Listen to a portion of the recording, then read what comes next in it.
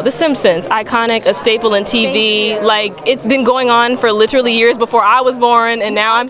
And so I just want to know, how do you guys keep coming up with new ideas to keep it fresh and current? Question. It's a good question.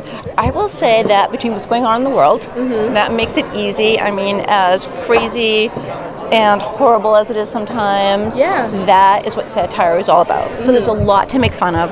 And then I would say we pull a lot from our own lives, really. We have 20 writers, whether it's from your childhood, or your friend's childhood, or with permission, of course, your family. There's a lot of personal stuff that goes into it. But it is a really good time to be a satirist, because there is just so much going on. And half the time the jokes write themselves, but so it makes our job a little bit easier. But I think that it's honestly coming up with the new ideas, that isn't the hardest part of the job.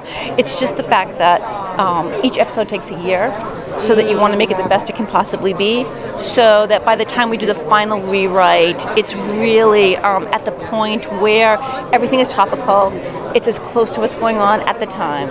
And when we sneak some more jokes in there, it's the great thing about animation. You can really do it to the very end, so so if there's something going on, like in the last week or so, we can kind of sneak it in. Absolutely. And so you have so many different competitors, but you guys had a long-standing beef with Family Guy. Yes. What made you... We still do! You guys had your get-together with that episode, which was so iconic. That's true, we did do that. We did the crossover. It was literally the best thing in the world, because for me, someone who didn't get to have my experience growing up watching The Simpsons, I grew up watching Family Guy, but I have an appreciation for The Simpsons. And we always knew about the beef, but seeing that crossover episode was pleasing to, I'm sure, every single fan of both shows. I think it was a great idea, and it was great execution. Like, they really put a lot into it. And the guy, the family who's really running that episode, Richard Pell, did a fantastic job. And I think at The Simpsons, Al Jean was running that show. He's my husband, so I have to mention his name. So really, I think that they really did a nice job of, like, and to be honest with you, like, between the writers, there's no beef. It's more like a show beef. But yeah. But it's there. Yes. It definitely is there. Of course. And then you have so many other adult film shows that are coming out, so it happens. And you guys are known for predicting things too. We are. There's so many things that The Simpsons is well known for. I know. So how does that happen? Does the writing team get surprised every single time? I'll tell you something. I know the one where they predicted Trump, I can tell you that happened in the middle of the night. That was like between 1 and 2 a.m.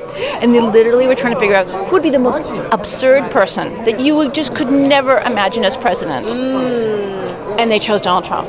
And that writer was Dan Graney, who chose Donald Trump, and so we often look to him for other predictions. But I think that, the thing is, the writers' room is filled with people who are scientists and mathematicians and people from other fields, and so they have kind of a thought toward the future. Okay. So I'd say, a little bit of it is luck, but a lot of it is just craziness, and even more crazy, sometimes it's things that have happened or will happen in our own lives.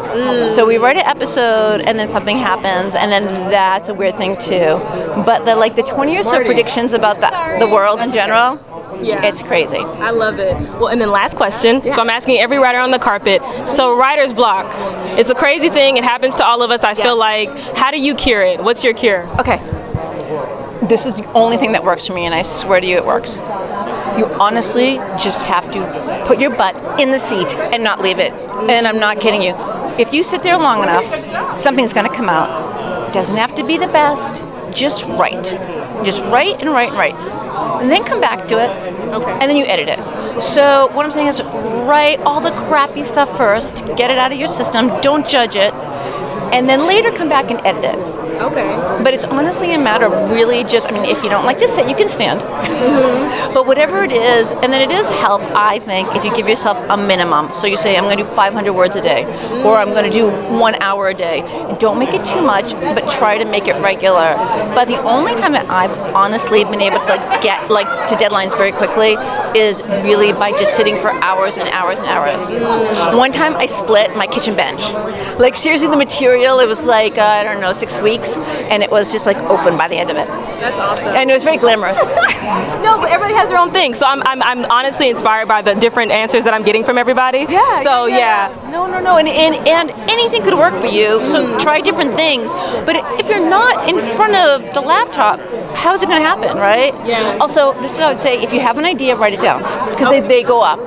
They will leave you. So I don't care if it's like a ticket or whatever you have to do to write it down. If it's with lipstick, just get it down. Okay. Because those are the kind of things that you will, like I have a drawer, I just throw them in, and then sometimes they work, sometimes they don't. Awesome. Well, thank you so much. You're an inspiration. Yes, Rocky. Rocky, it's Nice to meet you.